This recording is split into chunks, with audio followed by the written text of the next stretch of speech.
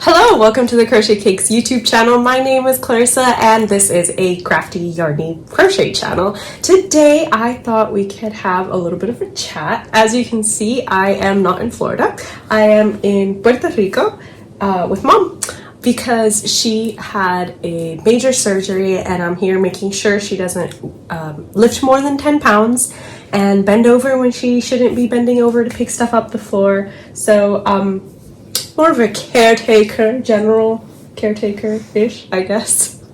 So, nurse, personal nurse. Yeah, except I don't do any nursing because so part of nothing that has to do with needles or blood. Exactly. So that's Mom's had to do her own injections, which doesn't make me the greatest nurse, but I am a good companion, I like to think. And with that note, I hope that I can keep you company today for, the usual 30 minutes or so while we have our general crafty chat. Today is October Makes, so what have we been doing during the month of October? Oh, and of course, for those of you that do not know, this is my mom.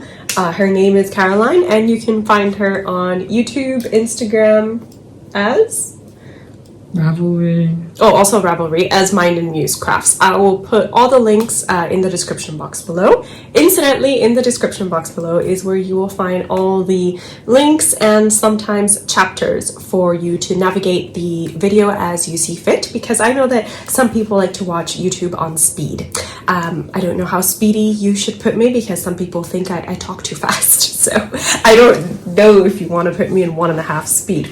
But anyway, today I thought we would wrap up our autumn makes and share a little bit of what autumn is like in places where it is not cold.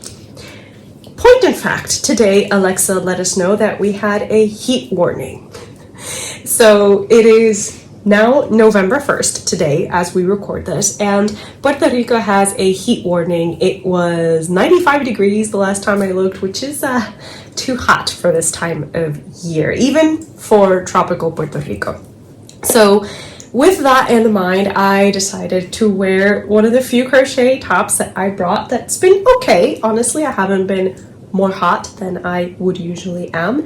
And Mom has graced us with her Halloween make, right? So who was first? You should go first. We'll do 1 and 1. Okay, so this top, I made it, as if you watched before, as part of the Summer Romance Crochet Along, which is an annual crochet along that I co-host with Claudia of Crochet Luna, and it's just all about romance. So wherever you find romance novels or plays or anything like that, I'll put a link to the wrap up of that year. But this was my inspiration for the couple that I chose for the sci-fi venture, which was Padme and Anakin. And it was mostly my ode to Padme's picnic dress in episode 2 of Star Wars, because it's one of my favorite dresses that she wears. Like, seriously, her costumes are a very nice part of those early Star Wars movies. Probably the best part. An impressive part. Oh, that's a good word. They are an impressive part of those movies for me. So I was very happy to make it. And this is all in fingering weight wool. It's a little tank top that's actually very appropriate for this weather. I don't feel any hotter than I would if I was wearing a normal cotton tank top. And Mom, what are you wearing? Because, well, there was a make that we talked a lot about in my episode for October that I put out. Sorry about that. Ran out of storage on my iPhone, which I don't usually record on, but I'm not home, so I don't have my professional equipment.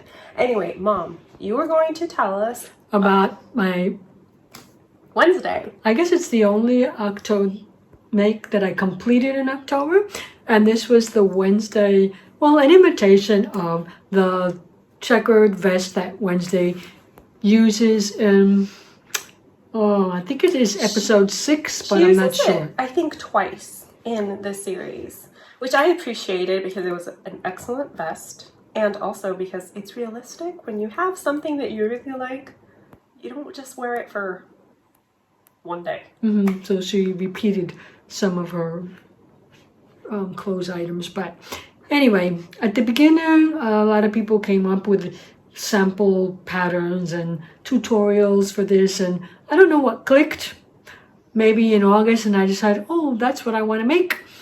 And I began it in September before we made our trip to Iceland, and finished it yesterday. Finished it yesterday, the 31st, like in the afternoon. So, and I wasn't feeling all that well, so it was a bit too late to do a recording, a podcast with wearing it and using makeup and whatever. So we're sharing it today, and there is a video up on my channel, Mind and Muse Crafts, that talks all about the details. So I'm not going to re-give them here again unless you want me to, but I don't think.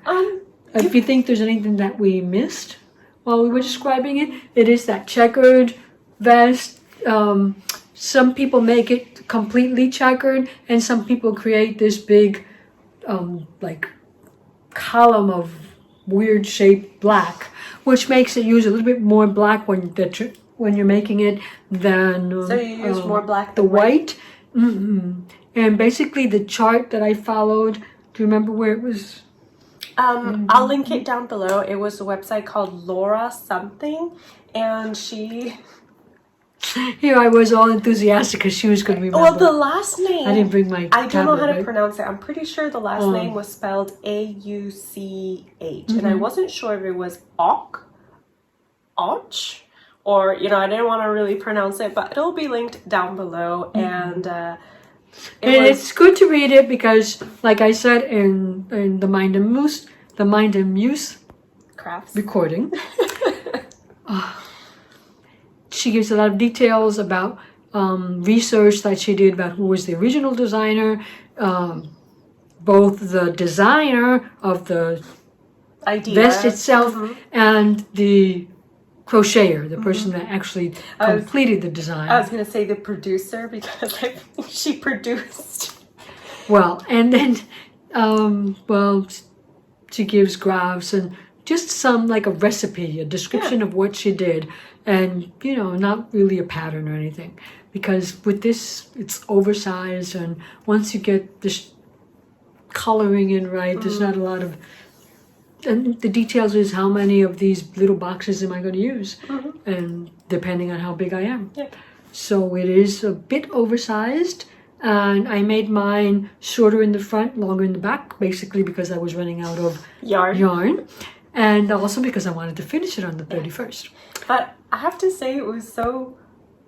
I know you say you're a slow crocheter and you always say that, but just seeing that come to life when I got here on the 18th of October, Mom had the back complete, but the front only had a rib in like two blocks, like 2 blocks of rows.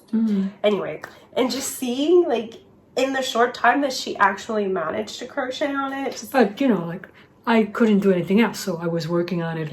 Any time that I felt well enough, I kind of have to admit to some jealousy to the fact that you can crochet for so long without feeling any pain. Like, if I crochet for an hour, I already feel like my wrist and elbow are dying.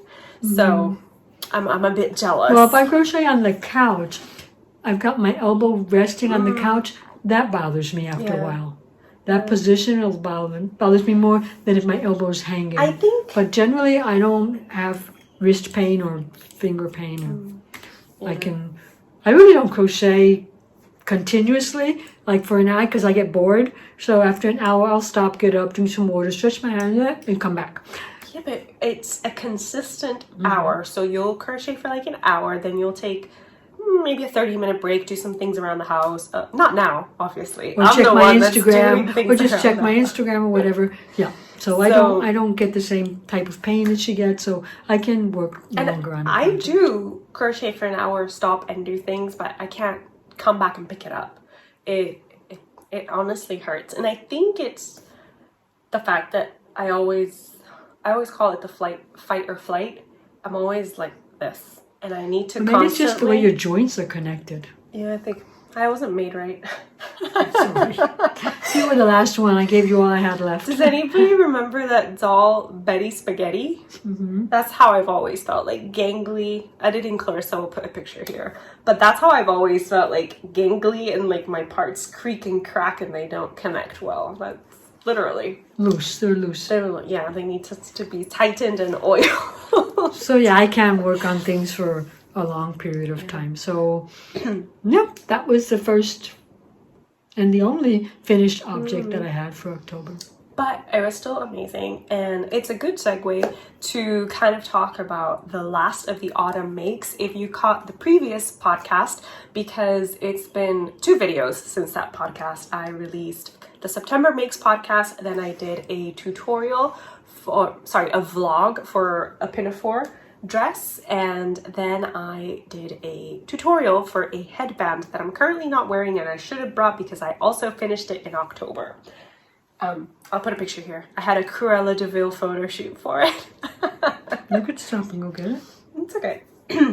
I'll put a picture here and link the tutorial for you, of course. So that was kind of like one of an unplanned October make. But some of the plans, if you know, I started a autumnal makes checklist to really get into the spirit of fall because I was not feeling it. I don't know about you, but this year just fall didn't click for me. It's just like, okay. I don't feel like I'm a seasonal person. But I guess because I live in the tropics and it's the same season all year round, hot. Sometimes less hot, but yeah. Yeah, but not so much this year. It's been hot. Like we've had a very long, Height. hot season where we get these heat, Waves. excessive heat warnings almost every day. So, I work on anything that I feel like working on, blankets and sweaters and whatever's in my heart. That's true. It's a good outlook to have, really, because I always feel like I'm never caught up with the season. Because if I waited for cool weather, I'd never make anything. That's true. That is very true. But I started that September checklist, and I promised I wouldn't stress out about not completing it. But like I said, my main objective was How'd you do? Looking back on it, I didn't do too bad, honestly. The only thing I didn't complete from the list was the placemats. The pumpkin placemats. I try to crochet one every year. I didn't do that this year. Oh, and I did not cast on my superstitious pullover. Oh. That was one thing that I really, really wanted to, like, I started my witch. She has 2 arms, but I'm considering that a win. I started her, but my superstitious pullover did not get cast on, mostly because You were coming here? That, yes. And also because when I went to cast on, I didn't remember the colors I had chosen because I looked at them together. I'm like, they don't really work. What am I doing? So I put it down. I think I'm just going to have to... But aren't they like standard? The thing that you had to pick was the background color, right? Yeah, so I think because the witches have assigned colors? Yeah. And I think I was going to make my life easier and only do one of the witches. Oh. So I think I was going to choose... the main sister, just because I had a DK weight yarn that was that color. And that's a bit of a lie because I was going to do it in fingering weight. If I do a DK weight sweater, I'm never going to wear it for October. Or for any other. DK weight wool, because I did finish the Love Magic sweater. You guys saw that I finished that. But on that list, I did have to bake my favorite cake, which was my, I love a pumpkin cake with Brazil nut frosting. I did not do that, but yesterday I did bake pumpkin donuts for Mom, gluten-free pumpkin donuts, so I'm gonna take that off the list. It's gonna be a bit of a cheat, but I am taking it off. And then, one of the last things also on my list was to cast on my husband's Christmas sweater. Now, it's a misnomer. What I mean is that every year I crochet one garment for my husband. And this year, I always try... Let me finish the thought, Clarissa. Don't jump. Don't be an ADHD. See how bad it is today? I can't even spell it. Okay.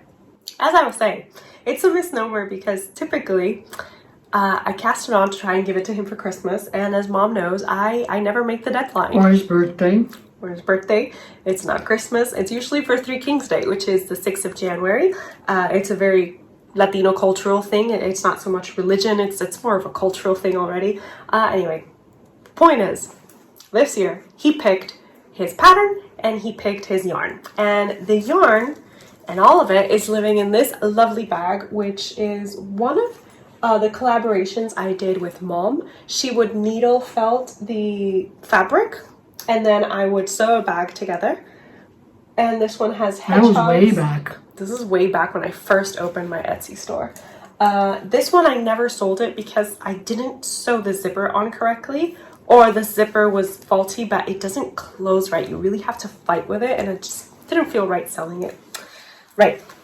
Inside, because that's what you want to know, inside I've got this yarn, which is Amirisu hand-painted yarn, souvenir from Japan.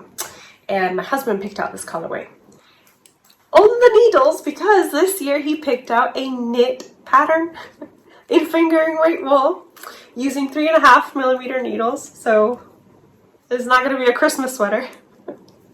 Definitely not. But we're not doing too bad. Well, we still have all November. Yeah, and I'm honestly not doing too and bad. December. I think I'm halfway through the yoke.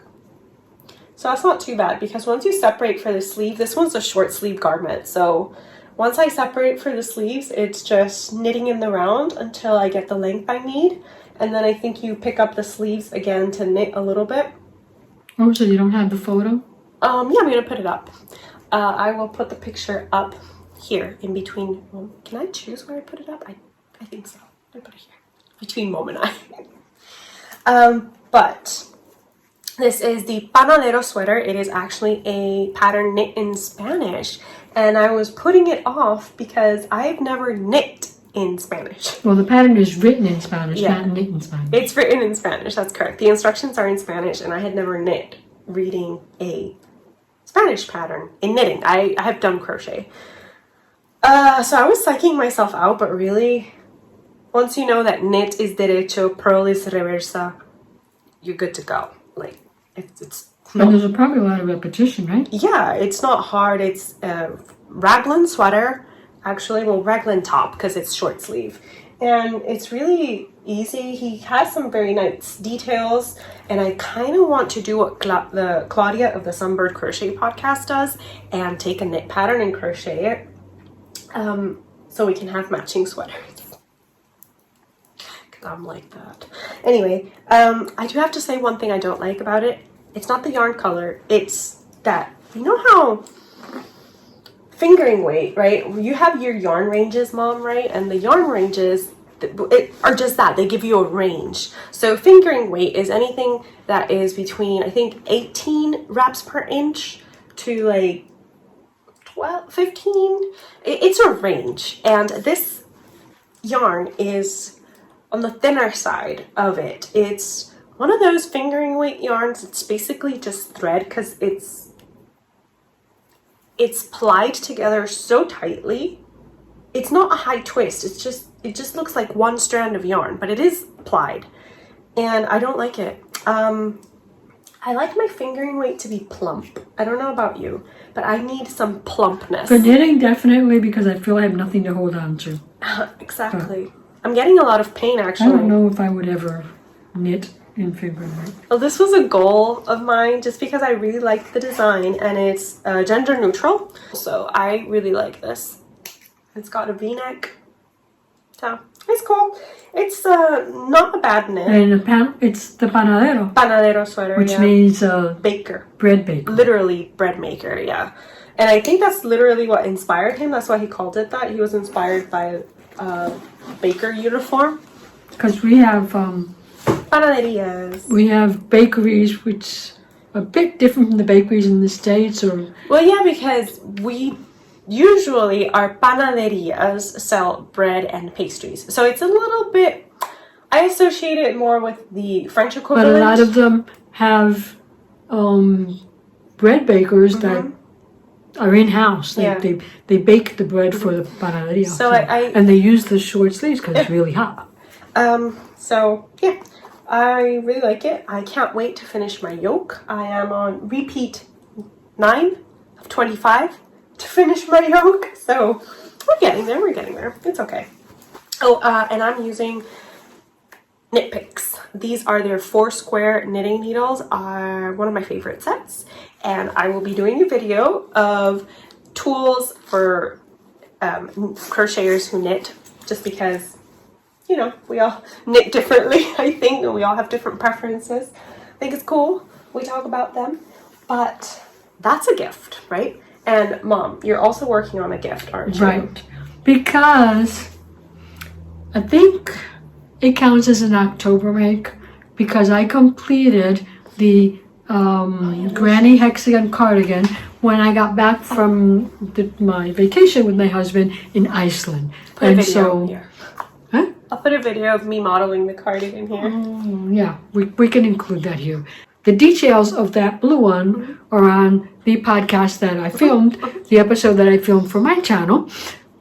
What I wanted to talk about here was what really started in October after my daughter came, was the Granny Hexagon Cardigan, but it is in 3 colors, and it's going to be made for a much bigger person.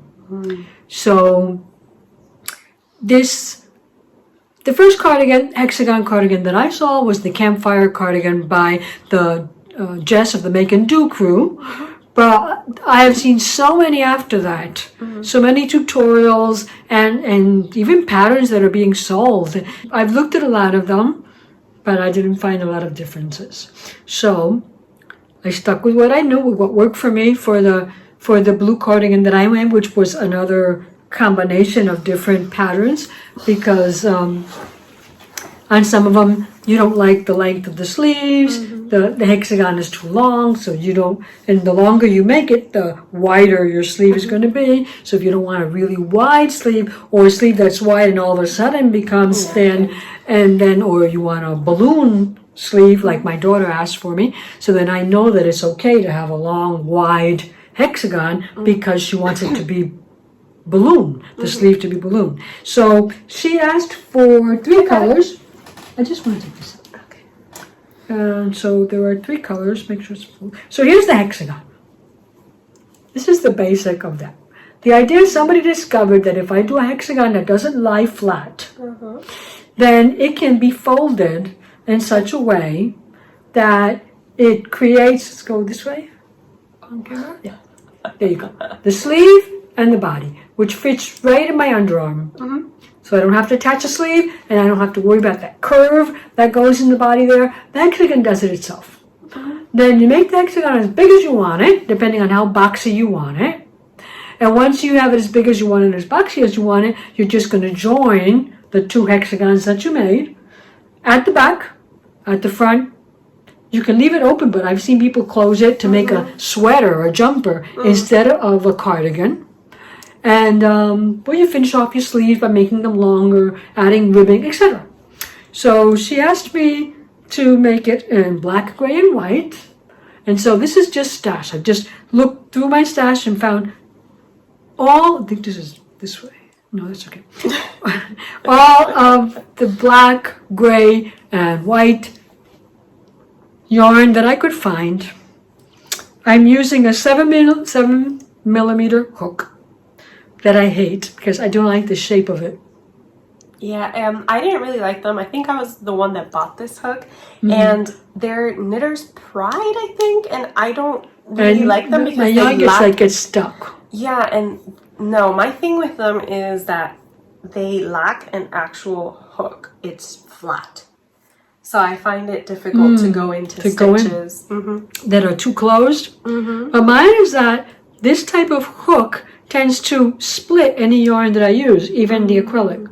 So it could be the difference in how we crochet, probably. But yeah, well, you know, it's the only one that I had that was big enough because you want it to be loose. You want it to have positive ease and be drapey. Want it to be drapery. I didn't want it to be too heavy because she's already a big woman. She's going to be hot, even though her winter is colder a lot. She lives in Maryland, so it gets cold. But, you know, I just didn't want it to be too heavy. So I used a 7mm hook. And some of this is red heart, some of this is some unknown cake. What was it? Do you remember Doña Tribuna? Madame Tricot. Oh wow, where did I get my name from? Madame Tricot, yes. And they only brought one to the yarn store. I bought it way back when, because I liked the combination of colors, never used it, decided to use it now, but obviously one cake is going to be enough. It's got like maybe 400 and something yards, and I need 2,000. So it's got some red heart there. I've got some yarn art that I'm going to use held together, and well, whatever. I might, the basic stitch from Lion Brand that. So it's a good stash buster. Well, it is going to be for me because it's just the basic colors. They're not exactly the same colors, but I think it's going to look okay. Yeah, especially because you have a. And she wants it cropped, so she doesn't want it like mine. Mine is really long, like you could even use it as a bathrobe, I think. Which is what I actually made it for, because I thought about going back to Alabama in the winter and needing a bathrobe. And so it works that way. But she didn't want a hood, so, you know, I don't know. But I'm going to have to buy more yarn. So this was the one that I was working on while Elizabeth was doing her introduction. I just wanted to show it because... You want to hold that up? Yeah. I wanted you to see how the idea of using this black as kind of like a color that brings everything together. 2 rounds of one color, a black. 2 rounds of another color, a black. It looks different this way if you just do 2 rounds, 2 rounds, 2 rounds. Then if you have that other color, that one last color that kind of like brings it all together. So I think it's going to look nice. I think it's going to be something that she can get use out of. This will be her Christmas gift starting early, because this jumper, I've seen tutorials. I think this tutorial that I followed says a cardigan in 6 days.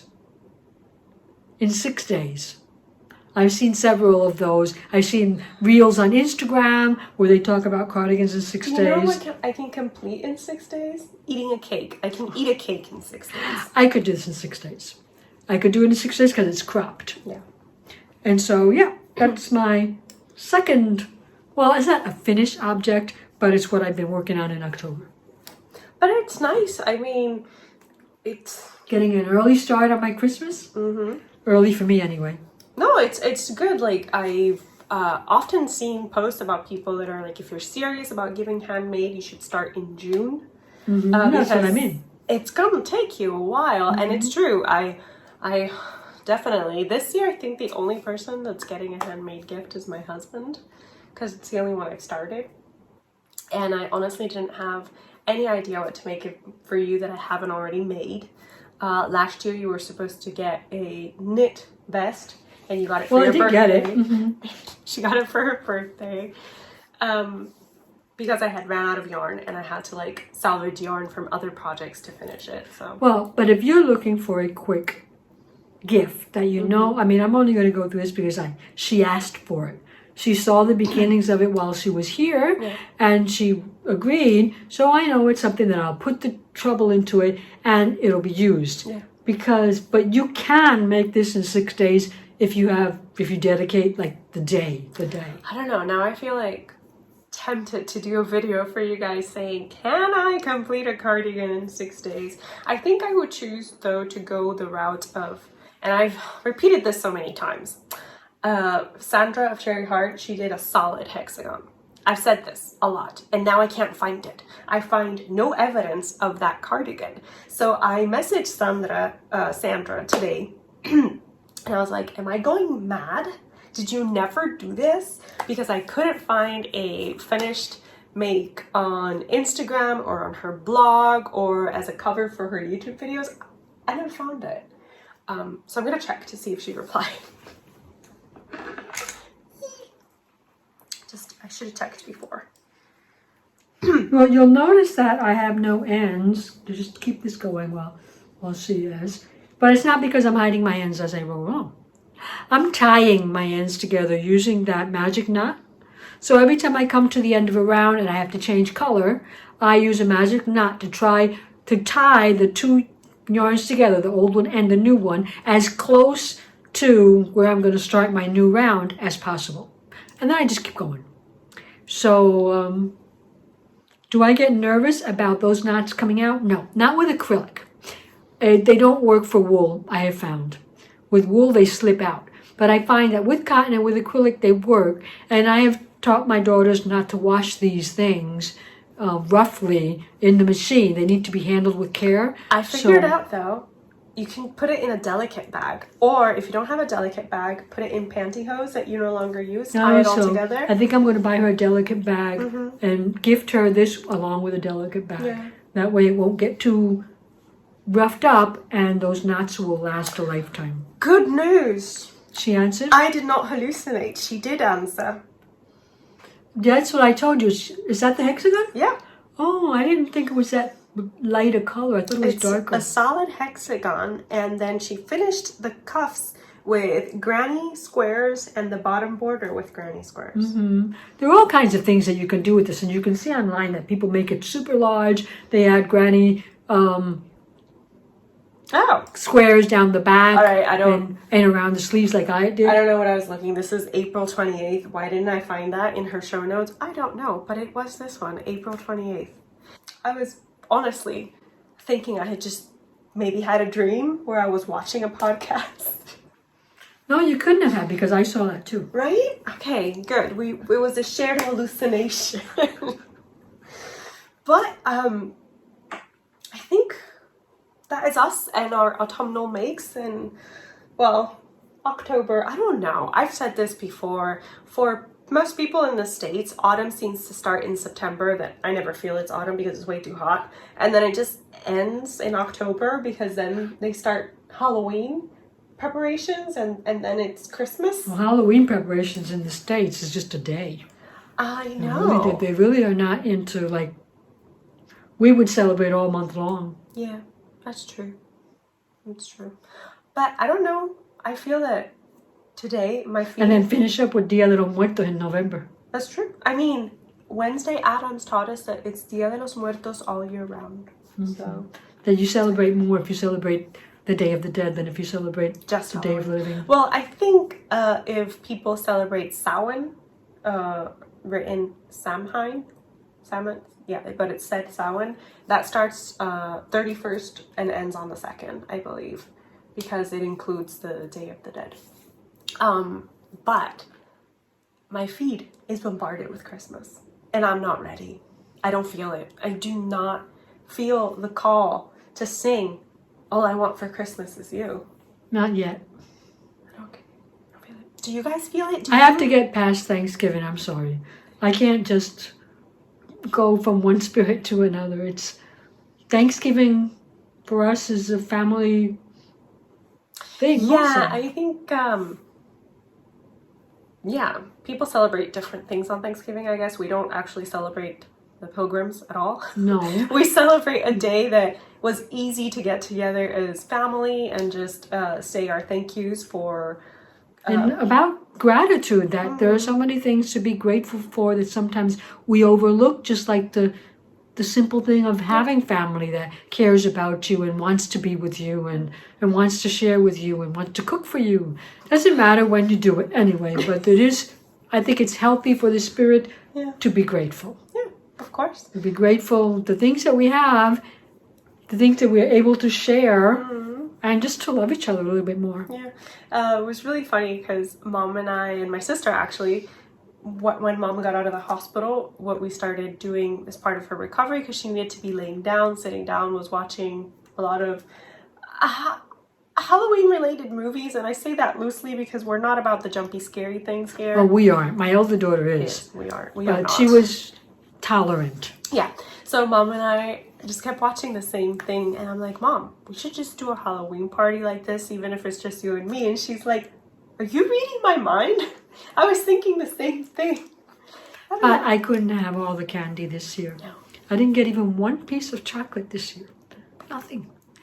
And so I'm hoping that by Thanksgiving I will have recuperated enough to be able to eat well on Thanksgiving. And not get sick. Because I can remember the previous years when I didn't know that I had this in my body.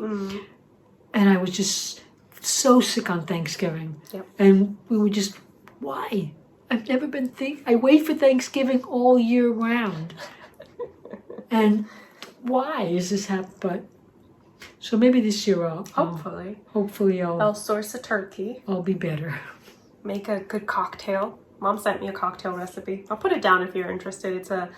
They called it Thanksgiving sangria. Oh, Not sure how much of a sangria you can actually call it because it's not. There's wine, white wine. It has Sauvignon Blanc, yes, but it also has apples. Yummy. I mean, apples are Autumn. good. Exactly. It's still autumn. But anyway, thank you guys. So sorry. On that note, yes, I'm still coughing every now and then. The cough just, apparently I'm a very good host. It doesn't want to leave. No, she's been quite sick. And I was sick when we got back from Iceland. Well, we came back to Paris because we spent the week in Paris, and that just killed me because I also have asthma. I suffer asthma. And I thought, well, I have 2 weeks until my surgery. I'll be able to get better. But then Elizabeth came, and she was ill. I would like to I think point it was out just going around in circles. that I had started feeling better, and then I got on a plane, and I went downhill again. So we were, for a while there, even, this is not going to be able to happen because I was coughing, and I was coughing up phlegm that didn't have a pretty color. And so we were really thinking it wasn't going to happen. And after all of this suffering, so many tests, so many needles. But I've still been coughing, which is terrible when you have a wound as big as I have. But it's been okay.